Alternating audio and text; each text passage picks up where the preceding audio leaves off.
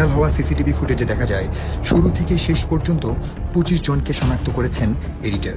একজনকে আনআইডেন্টিফাইড বলা হলেও একটু পরে তাকেও শনাক্ত করা হয়েছে। ইন্টারেস্টিং ব্যাপার হচ্ছে এই 25 জন আর সাজাপ্রাপ্ত 25 জন কিন্তু সেম না। এখান থেকে 5 জনকে বাদ দেওয়া হয়েছে আর ফুটেজের বাইরে থেকে 5 জনকে ঢোকানো হয়েছে। পরিকল্পিতভাবে গণনা ঠিক রাখা হয়েছে যেন মানুষ বুঝতে না পারে।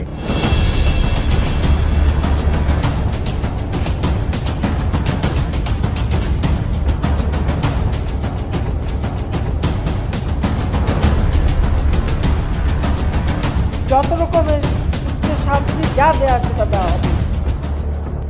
ঘটনার পরপরই রায় দিয়ে দিয়েছিল হাসিনা। বিচারক তার রায়ের কপিতে সে কথাই খুব স্পষ্টভাবে উল্লেখ করেছেন। ঘটনার পর গণভবনে আবরারের পরিবারকে ডেকেও সর্বোচ্চ শাস্তির প্রতিশ্রুতি দেওয়া হয়েছিল। তাই বলে অপরাধী নিরপরাধ বাছাই না করেই। দ্বিতীয়ত, বিচারক নিরপেক্ষ ছিলেন না। বোঝা যাচ্ছিল তার রায় রেডি, দ্রুত রায় দিয়ে ঠান্ডা করতে হবে দেশের জনগণকে। তার অস্বাভাবিক আচরণ দেখে অনাস্থা জানিয়ে হাইকোর্টের শরণাপন্ন হয়েছিল আসামিরা, কিন্তু হাসিনার হাইকোর্ট আবেদন খারিজ করে জল্লাদের কাছেই ফেরত পাঠান। সেই ক্ষোভের বহিঃপ্রকাশ রায়ের মাঝেই লক্ষ্য করা যায়।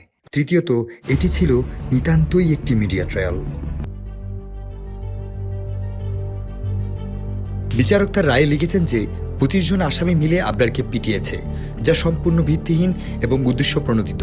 কারণ কয়েকজন আসামি ঘটনাস্থলেই উপস্থিত ছিলেন না, যা সিসিটিভি ফুটেজ দেখলেই খুব সহজে বোঝা যায়। কোনো সাক্ষী বলেনি যে আবরারের ব্যাচমেট অর্থাৎ 17 ব্যাচের কেউ আবরারকে পিটিয়েছে, বরং সাক্ষীদের জবানবন্দিতে আবরারকে বাঁচাতে এদের নানান চেষ্টার বর্ণনা উঠে এসেছে। সবকিছু স্বচ্ছ কাচের মতো স্পষ্ট হওয়া সত্ত্বেও শুধুমাত্র হাসিনার প্রতিশ্রুতি রক্ষার জন্য 25 জন মিলে পিটিয়েছে বলে জল্লাদ অন্যায়ভাবে সবাইকে শাস্তি দিয়েছে। চাটুকার বিচারক অতি উৎসাহী হয়ে লাগাতার 7 ঘন্টা মারার কথা বলেছেন, অথচ আবরারকে রুম থেকে ডাকা হতে শুরু করে স্ট্রেচারে নিয়ে সিঁড়িতে নামানো পর্যন্ত মোট সময় হচ্ছে 7 ঘন্টা 9 মিনিট। আর জল্লাদের কথা সত্য ধরলে সিসিটিভি ফুটেজে আমরা যা দেখতে পেতাম, সাক্ষী অভি আর সাইফুল আবরারকে পেটাতে পেটাতে তার রুম থেকে 2011 নং কক্ষে নিয়ে যাচ্ছে। সাক্ষী আহনাব পিঠে আঘাত করে আবরারকে মেরে ফেলে, মৃত আবরারকে মারতেই থাকে। ডাক্তার এসেও কিছুক্ষণ মৃত আবরারকে পিটায়। আসলে সাক্ষীদের জবানবন্দিতে স্পষ্ট যে আবরারকে প্রথম আঘাত করা হয় রাত 9:45 ঘটিকায়, আর রাত 12টার পর কেউ তাকে আঘাত করেনি। তবু জল্লাদ বিচারক 7 ঘন্টার কথা বলে 12টার পর ঘটনাস্থলে আসা কয়েকজনকেও অন্যায়ভাবে যাবজ্জীবন এবং ফাঁসির আদেশ দেন। ফুটেজে দৃশ্যমান থাকা সত্ত্বেও 5 জনকে আসামি থেকে বাদ দেওয়া হয়েছে। আবার ফুটেজে নেই এমন 5 জনকে করা হয়েছে আসামি। শুধুমাত্র ফুটেজ দেখেই কে সাক্ষী কে আসামি সেটাও আসলে নিশ্চিত করা যায় না। ফুটেজে চিহ্নিত গালিব ও সাইফুলকে আবরারের পরিবার চার্জশিটে অন্তর্ভুক্তির দাবি করেছিলেন। ফুটেজে দৃশ্যমান চট্টগ্রামের সবাইকে পরিকল্পিতভাবে মামলা থেকে বাদ দেওয়া হয়েছে। ফুটেজে দৃশ্যমান সন্দেহজনক অনেকের বিরুদ্ধেই কোনো অভিযোগ পাওয়া যায়নি, তবুও অভিযুক্ত দেখানো হয়েছে। এমনকি মামলার পুরো নথিতে কোনো অভিযোগই খুঁজে পাওয়া যায় না এমন কয়েকজনকেও ফাঁসি অথবা যাবজ্জীবন সাজা দেওয়া হয়েছে। এমন রায়ে শেখ হাসিনা খুশি, আইনমন্ত্রী খুশি, আবরারের পরিবার খুশি, বুয়েটের শিক্ষার্থীরা খুশি, দেশের জনগণ খুশি। শেখ হাসিনা ন্যায় বিচার করেছে। শেখ হাসিনাকে ধন্যবাদ। শেখ হাসিনা তার কথা রেখেছে। অখুশি হয়তো 25 জনের সে, যে ঘটনার সাথে একদমই সম্পৃক্ত ছিল না।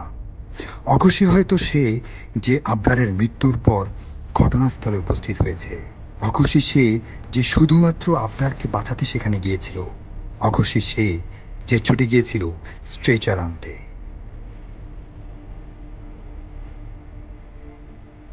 অবাক হচ্ছেন? 25 জনের মধ্যে এমন লোক থাকা সম্ভব নয়। এর আগে এভাবে কাউকে ফাঁসি দেয়নি হাসিনা। মামলায় 19 জনের নামে এজাহার করা হয়েছিল। 18 জনকে পেলাম সিসিটিভি ফুটেজ থেকে, আর একজনকে ঢুকানো হলো যে কিনা সিসিটিভি ফুটেজেই নেই। প্রশ্ন হলো, সিসিটিভির ফুটেজ দেখা করা মামলায় সিসিটিভি ফুটেজ নেই এমন একজন ঢুকলো কি করে? কেই বা ঢুকালো? কেন ঢুকালো? 7ই অক্টোবর খুব সকালবেলা শেখ হাসিনার কড়া নির্দেশে অপতৎপর পুলিশ এলোপাথারি অভিযান চালায়। এলোপাথারি এই অভিযানে সকাল 8টায় তাকে আটক করে চকবাজার থানায় নিয়ে যাওয়া হয়। পরবর্তীতে সন্ধ্যার পর দায়ের করা এজাহারে পুলিশ তার নাম ঢুকিয়ে দেয়। এই কাজে পুলিশ কতটুকু দক্ষ আর পটু নিশ্চয়ই কারো অজানা নয়। সে আবরারকে চিনত, এটাই কেউ প্রমাণ করতে পারবে না। তার বিরুদ্ধে সত্য তো দূরের কথা, কোনো প্রকার মিথ্যা অভিযোগও নেই। তবুও ডিবি তাকে চার্জশিটভুক্ত করে। পরবর্তীতে ক্যাঙ্গারো কোর্টে তার যাবজ্জীবন সাজাও হয়। এজাহারভুক্ত সবাইকে ডিবি চার্জশিটে ঢুকায়।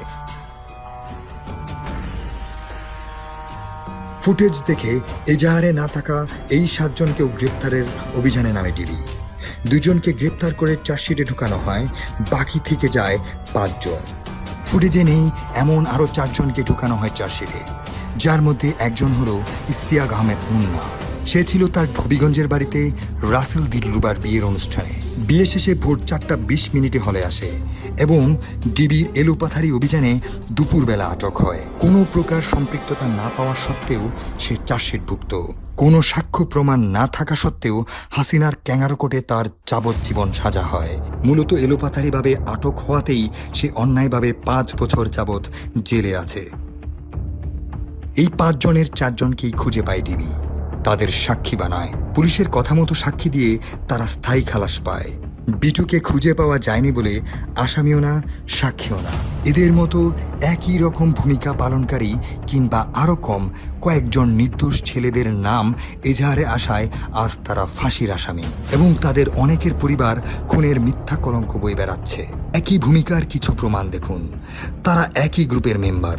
সাক্ষী হবার কথা বিল্লার, কারণ সে বাইরে থেকে এসে দেখেছে যে অভি ও সাইফুল আবরারকে কোথায় যেন নিয়ে যাচ্ছে, অথচ হয়েছে উল্টোটা। গলায় গলায় ভাগ করে আসা 2 জনের একজন সাক্ষী, অন্যজনের ফাঁসি। অথচ শামীম বিল্লাহ আবরারকে পানি খাওয়াচ্ছিল। নেতা সাক্ষী আর কর্মীদের ফাঁসি। আসলে সুষ্ঠুভাবে তদন্ত করলে দেখা যাবে 25 জনের মধ্যে অনেকেই নির্দোষ। প্রকৃত দোষীরা সুস্পষ্ট হওয়া সত্ত্বেও এমনভাবে অভিযুক্তের সংখ্যা বাড়ানো হয়েছে যেন এরা বইয়ের ছাত্র কিংবা মানুষই না, বরং একটা সংখ্যা মাত্র। শেখ হাসিনা মাত্র 37 দিনে চার্জশিট দিয়েছিলেন। বর্তমানে জনতার সরকার চাইলে 15 দিনে একটা তদন্ত করতে পারবে। প্রয়োজনে আবরার হত্যাকাণ্ডের ন্যায় বিচার নিশ্চিত করতে জাতিসংঘ থেকে প্রতিনিধি দল নিয়ে আসা হোক। দেশের সকল মানুষের মতো অভিযুক্ত নিরপরাধীদের পরিবারও ন্যায় বিচার চায়। সবশেষে বলবো, আবরার হয়ে গেল শেখ হাসিনা সহ অনেকের রাজনৈতিক প্রতীক, অথচ আবরারের তো হওয়ার কথা ছিল ইনসাফের প্রতীক। কোনো অপরাধী যেন ছাড়া না পায়, আর কোনো নিরপরাধী ব্যক্তি যেন শাস্তি না পায়, আবার কোনো অপরাধী ব্যক্তি যেন তার অপরাধের চেয়ে বেশি শাস্তি না পায়। এটাই তো ইনসাফ।